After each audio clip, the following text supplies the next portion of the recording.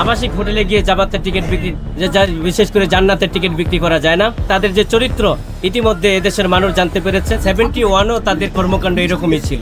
ইজ্জত নষ্ট করেছিলেন, লুণ্ঠন করেছিলেন। জামাতের পার্লামেন্ট সদস্য সাতক্ষীরার 4 গাজী নজরুল ইসলাম, উনি বিশেষ করে আবাসিক হোটেলে যে কর্মকাণ্ডের মধ্য দিয়ে উনি ঘটনাটা ঘটিয়েছেন, জাতি আজকে সুসম্মিত হয়েছে।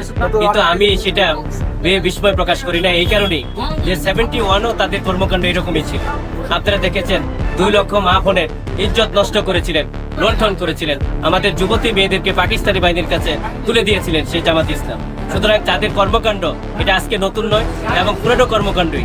তারা বিশেষ করে বেহেশতের টিকিট বিক্রি করেন, আবাসিক হোটেলে গিয়ে তারা কি বেহেশতের টিকিট বিক্রি করেন? মানুষ এটি আজকে মনে করেন। আজকে তারা দেখেন ইসলামের কথা বলেন, ইনসাফের কথা বলেন, আইনের শাসনের কথা বলেন এবং নীতি নৈতিকতার কথা বলেন। আজকে তাদের জামাত ইসলামের যে নীতি নৈতিকতা কত অধপতন, কত নিম্ন স্তরে, সেটা আজকে প্রমাণিত হয়েছে। সুতরাং আমি মনে করি এটা যে বিশেষ করে তারা যে জামাতে ইসলাম বেহেশতের টিকিট বিক্রি করেছেন,